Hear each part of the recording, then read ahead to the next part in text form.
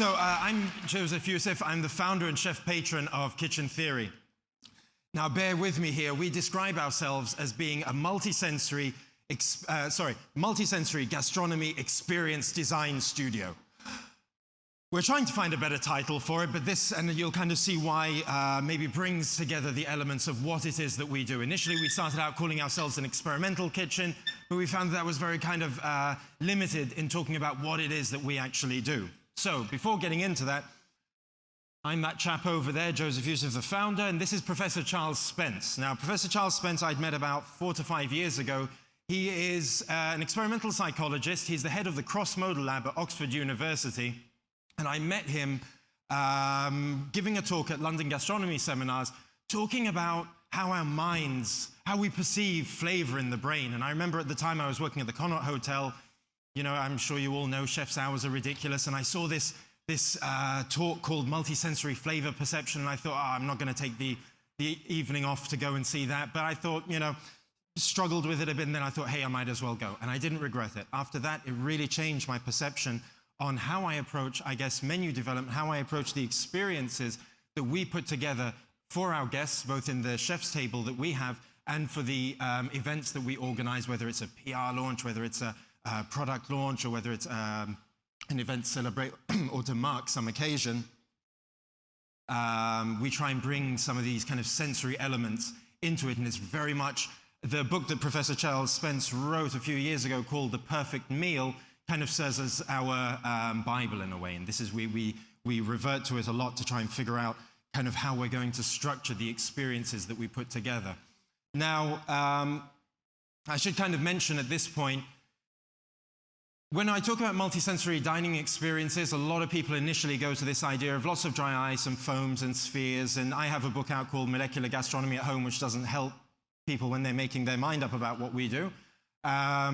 I wasn't keen on the title, by the way, but that's what the publisher told me sells.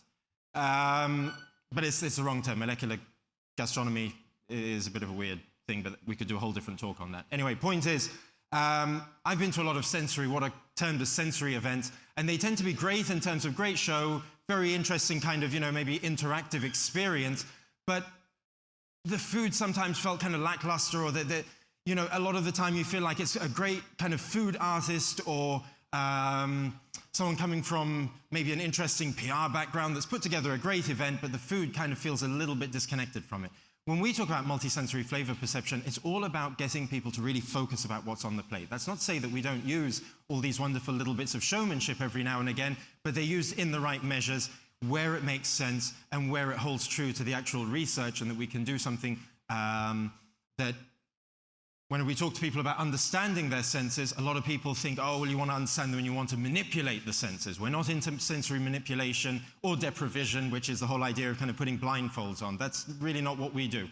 Putting a blindfold on does nothing to add to your perception of the meal. Yes, closing your eyes maybe helps you savor the flavors, but as part of a dining experience, a social dining experience, we're not so keen on kind of plugging people into headphones too often. We might do it once in a 9-course menu. And definitely things like kind of blindfolding people isn't our thing. What we're looking for is not manipulating people's senses, but trying to kind of enhance their senses, trying to make them more mindful of what they're eating, what they're drinking, the experience that they're a part of, and trying to heighten their appreciation for that. So we study what we call gastrophysics. Now, the definition for this is gastronomy, and I take the definition of gastronomy from Briat Savarin, which is kind of all that relates to man as a feeding animal, and then psychophysics being the branch of psychology that deals with sensory stimulus and how our brains react to it. We are sensory beings. Without the loss of any one of your senses will change your perspective on the world, the way you interact with it, the way you feel about things. Some people, a lot of people, funny enough, are asked if they could lose one sense, what it would be. And a lot of people think about it for a second. A lot of people will tend to go with their sense of smell. Now, that's quite funny because actually when they've done research, they've found that people who lose their eyesight and people who lose their sense of smell, people who lose their sense of smell actually wind up being more depressed in the long term than people who lose their sense, their vision. And that's because we are sensory beings. Eating means so much to us. It's on that end of the scale where it's very much kind of something that we need to survive. And it's on that opposite end of the scale, unlike all the other basic human needs that we have, that is also a great form of pleasure and entertainment. And even in the UK, where maybe we don't have, 1,000-year-old kind of food culture, we celebrate by going out for dinner. We have birthday cake. There are things, we have Christmas meal, Sunday roast. The food brings us together, and it's very important. What we're trying to do at Kitchen Theory with Professor Charles Spence is understand the relationship that we have with food through our senses, because it's our senses that allow us to kind of make sense of what it is that we're eating. Now, all this is great. Another thing I got to mention is it's all great, and we use it in terms of creating these wild and wonderful, interesting gastronomic, experiential, experimental journeys, throwing in all the keywords there. But at the end of the day, what we're really hoping to do with this research is, if we understand more about people's perception of flavor and taste and how we relate to food, the relationship we have with it, the associations and the perceptions that we have, perhaps we can use this in the future going forward to nudge people towards making more healthier, more sustainable, more nutritious food choices. And I'm going to kind of, as we talk through, that's in a nutshell what we do, because we're kind of short for time now, and what I'd like to do is kind of take you through some of the research and how this relates both to the events that we do, or the dishes that we do, or the work that we do at Kitchen Theory, and hopefully I'll try and relate it back to some of the kind of ideas on the outlook for the future and health. So, as I said, we're a multi-sensory gastronomy experience design studio. So gastronomy, where we are all about food. I'm a chef. I come from a chefing background. So, we're not about putting on a great event with kind of average food. I worked for Elendoros at the Connaught. I've done work for some great hotels and restaurants, Michelin-starred restaurants here in London. Food, for me, it is the cornerstone of what we do. It's very important that we get that part right before we start kind of, we use the research, the multi-sensory research, to enhance that part rather than to mask it in any way. That's very important. The multi-sensory part, we actually produce original research ourselves. So Professor Charles Spence is the director at Kitchen Theory. While I'm here now, I've actually got some of my guys in London University testing about 200 people, and what they're looking for is kukumi. Show of hands for who knows kukumi? Christ, okay. So kukumi is like a flavor enhancer. People pegged it to be the next umami. It's not. Kukumi is a taste sensation. They haven't found receptors for it yet, so it's not like you're going to have sweet, sour, salty, bitter, umami, and kukumi.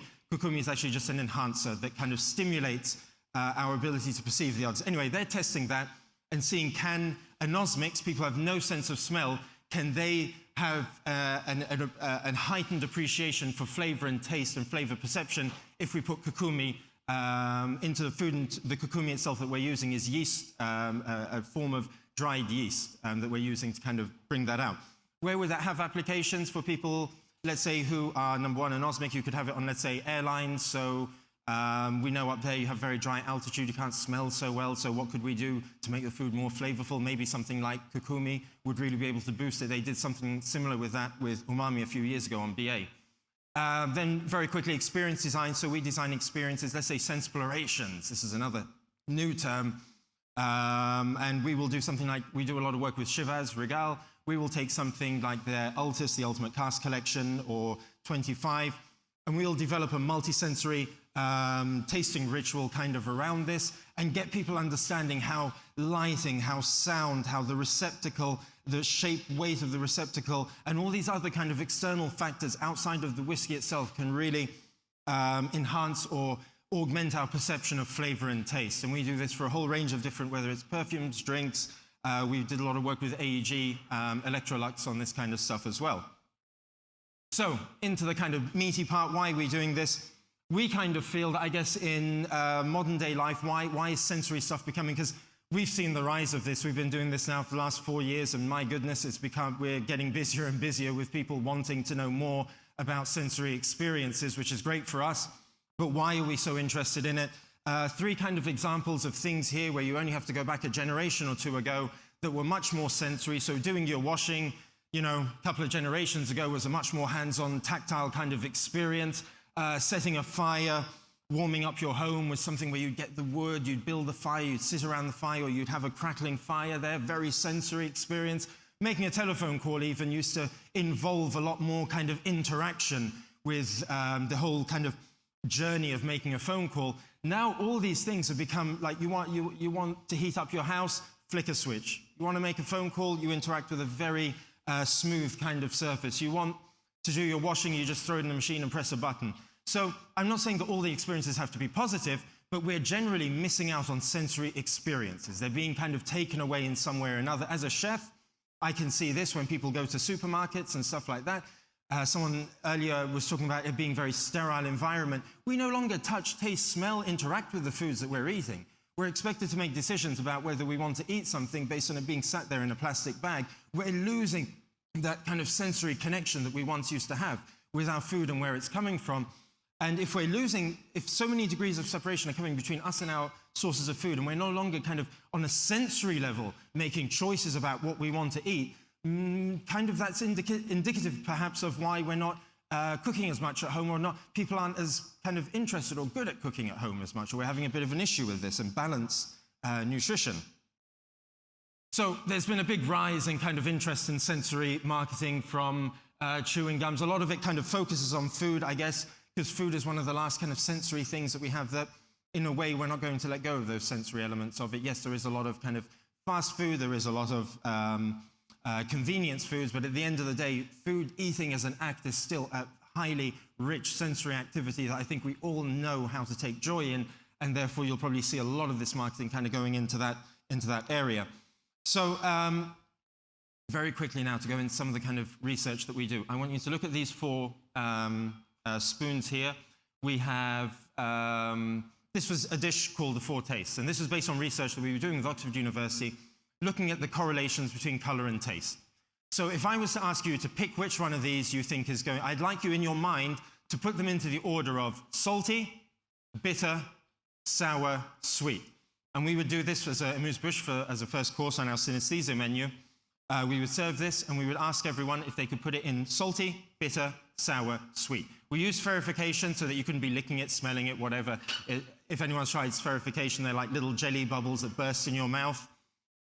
So if I was just, let's say very quickly by show of hands, please. So salty, salty, salty, salty. Okay, so we're going for white as being salty. Sour, sour, sour, sour. No, so green being sour. Bitter, bitter. Okay, sweet. Hey, there we go. And this is the point. What we wanted to try and illustrate was this idea of even if we don't touch or taste or smell a food, just by looking at it, we make certain judgments. So the research kind of comes back and it looks something like this. Not 100% of people all over the world are going to say that red is sweet, but you'll see that the majorities of people will tend to have these kind of correlations. Now, it doesn't matter if you agree or disagree. The point is you will have some kind of correlation. But when you normally ask people, do flavors have colors, or do colors have taste? People say, oh, no, that's just kind of rubbish. But in our minds, there is something that connects color to taste. So if we were to, let's say, going into the idea of cueing people towards something that's a little bit healthier, if we know that red is a color that's perceived as being sweet, well, maybe if we want to reduce, let's say, the amount of sugar that we put in, let's say, a children's yogurt or something, maybe making it a little redder. We know from research that was done with the Alicia Foundation, which is run with Ferran Adria. They did research with Oxford University, and they found that if you serve a red mousse on a white plate versus a black plate, that people will perceive the red mousse on the white plate to be up to 10% sweeter. In some cases, up to 40% sweeter, but generally around the 10% mark. And this is just purely based on changing the crockery that you serve the dish on. So there's all these kind of ideas that perhaps could feed through into how we can get people, just to make that link when I'm talking about how we can get people, maybe nudging them towards making more healthier food choices. This is maybe one of those ideas. The color of taste. So other than the colors, these are kind of things that we're primed into in a way, maybe from when we're young.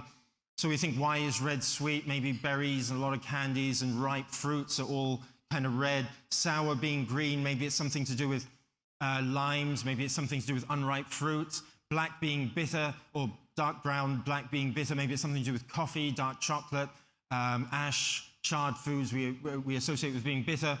And white being salty, maybe because salt is white. A lot of kind of very smart guests will say, why didn't you add in umami? Well, because when we're trying to do something like the four tastes, you've all grown up understanding sweet, sour, salty, bitter, right? But if I threw in umami, a lot of you may understand what it is, but to actually be able to articulate it and have an association for a color with it is a whole different, is much more difficult unless you've grown up with it. Shape of taste. So two shapes here, and we asked people, this was research that was done about 100 years ago, and they asked people, it was looking at speech patterns and shape correlation. So if I told you that one of the shapes here was called Buba, and one of the shapes is called Kiki, these are two completely made up words, Buba and Kiki, this one would be... Good, you're still with us. And this is something that my son at 2.5, and they've done it, no, sorry, my son at 3, and children as young as 2.5 will tell you, Buba, Kiki, they went into tribes in Namibia, and they tested them. They have no written language, and they would still tell you that's Buba and that's Kiki. Most people will go, about 99% of people will do that. So that's quite interesting, because then you'll start noticing probably that you do this when we do workshops with people. All of a sudden they start talking about anything that we're talking about, whether an experience, a person, or a whiskey. You can kind of sometimes characterize things in terms of being more Buba or more Kiki. And to kind of give you an idea on that, we were thinking of it in terms of flavors. So would fresh, crisp rhubarb, would that taste Buba or Kiki? No right or wrong answers. Buba or Kiki? Kiki. Bananas. Lemons. Butter. Strawberry jam. Ooh, that's always a tough one, because, you know, there's always, yeah. But it's quite interesting, because you can kind of break down pretty much all ingredients into Buba, Kiki. Milk chocolate, Buba, dark chocolate becomes Kiki. All chocolate, though, is generally Buba. So it's quite interesting when you start drilling down. You can do the same with peppers as well. And this kind of goes with the same logic of, if you think of limes, like a green lime, are limes fast or slow? Yeah, why? They just are. So we try and bring this into dishes. So we developed a dish called Buba and Kiki. So we split the dish down the middle. We would serve it in one half, and then another server would come and serve the other half. Why? Because of showmanship. But we wanted to really make it clear that these were two distinct elements of a dish. So just by looking at it there, would we say Buba or Kiki? Yeah, and Kiki. And it's about, I guess, the shapes that you're seeing on the plate, the more rounded shapes here, the more angular shapes there. That would kind of... And then over here, you have the sweet potato, parmesan, sand, you have pomegranate molasses, curd, sage, smoked paprika, all very sweet, rich, warm smell, flavors that I think you would agree are Buba. And then on the Kiki side, we had kind of a ceviche of apple, rhubarb, sea bass, coriander, and some very grainy toasted corn. Again, very Kiki, even in terms of the textures being quite grainy and coarse. You think of kind of Kiki, whereas Buba would be more rounded and cuddly. So you see this in a lot of products that are out and about. So, you know, all these kind of, I've categorized them as more Buba-esque type ingredients, and all these, let's say over here, more Kiki style. So you'll notice a lot of beers and a lot of sparkling waters will have a star shape on them. And this is branding that goes back to 100 years ago. Whether they were doing it because they knew about Buba or Kiki or not is a whole different thing, but definitely they were onto something in terms of that sets an expectation of it's crisp, it's fizzy, it's sharp, it's angular. That's what you're looking for in a beer or in a fizzy water. Here, what you're looking for is something that's round and silky and warm and fatty and rich, and that's what you're getting, even in terms of the shape. So when we eat first with our eyes, so we created this dish. It's called A Taste of Nature, and it was on our Nordic menu called Natura. And basically what we wanted to look at, so this is some of the research that we do with Oxford University as well, will extend into things like, I plate a dish and I say, yeah, but I don't know which one I prefer. I actually prefer that one over there, but anyway, I said, I don't know which one, you know, can we run some tests on this? Overnight, we can get 1,000 respondents who will go online and click, and you'll see all these little data points that we have here, and they'll tell us what they prefer.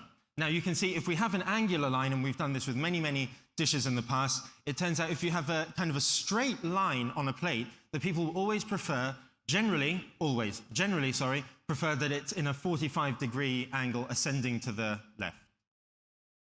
Ascending to the right, sorry. Why? Don't know. But this is something that when you ask people to rotate their dish and it has a straight line on it, the majority will go for a 45-degree angle. What's interesting about these two dishes is we ask people to rate them which one would they pay more for, and it turns out they pay more for maybe this one over here. Perhaps that's because it looks a bit more modernist, it looks a bit more kind of, you know, But when you actually ask people which one they think would be more delicious, it turns out it's that one. So it's quite interesting, that disconnection between they pay more for this, but they think that that one would taste better. So that's very interesting things for us to kind of learn. Although they would pay more for this, we went for that. So if I just ask you very quickly here now, talking about sense of smell, we've talked about sight and how important that is, shapes and colors and how important that is, smell. If I ask you very quickly the taste of each of these ingredients, so sweet, sour, salty, bitter, umami, cinnamon, sweet, coffee, vanilla. Okay, now all of these are bitter. We all know this. We all know that if you bite into cinnamon, it's bitter. Bite into vanilla, it's bitter. Bite into coffee, it's bitter. But why you will say sweet is because it's the association that we have, and a lot of this comes from the smell. So because we're used to using vanilla in sweet preparations here in the West, or even with cinnamon, we will tend to have a sweet association with that. Whereas if you go over to the Far East and you ask people over there, or even in the Middle East, you'll see things like cinnamon. When they smell it, they smell a savory dish. They don't necessarily smell a sweet dish. So we have that kind of link in our brain, but it's based on, number one, the wrong sense, because I asked you what it tasted of, but even though all of you are here in a place like this and probably know very well what taste and flavor and smell are all about, you still answered with taste, that it tastes sweet, because we're not very good generally at kind of defining what flavor is. So we take flavor as being this kind of one thing that we need to perceive, but it's made up of every part of our senses. We use lots of different ways of kind of enhancing the aromatic elements of dishes, so atomizers, little pump sprays, lots of dry ice, great ways for kind of bringing aroma into an experience and making it as well kind of slightly interactive and engaging for people. Texture and flavor, if anyone ever questions the importance of texture in your food, I guess the point is a Sunday roast is good, a Sunday roast after the blender, not so good.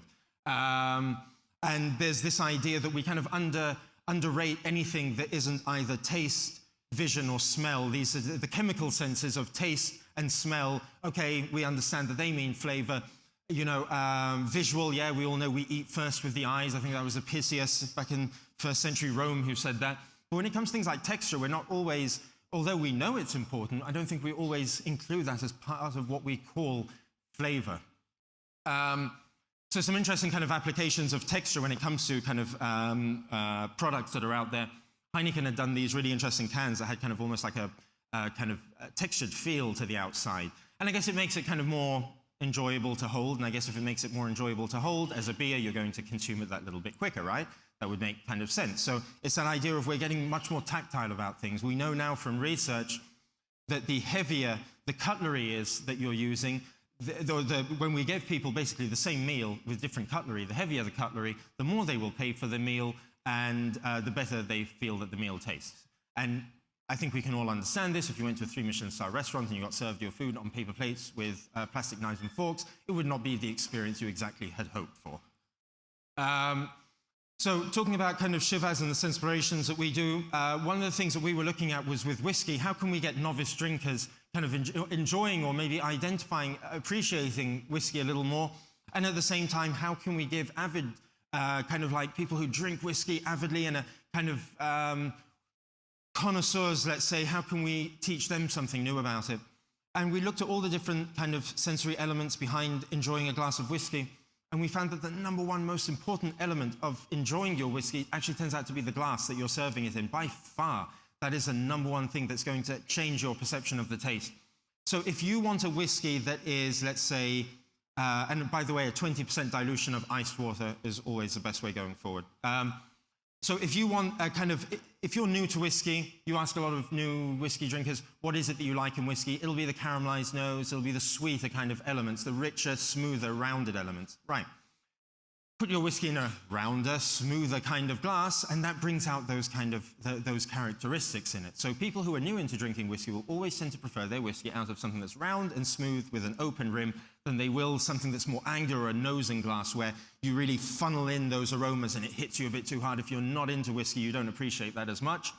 If you do like your whiskey quite strong and you like a bit of a kick with it, then something etched glass or something angular and heavy in the hand always works really well. And we've seen that this has a huge effect on people to the point that they cannot tell, just by using two simple glasses, if it's the same whiskey or not. They know logically it should be, but by tasting it, it's very hard to tell.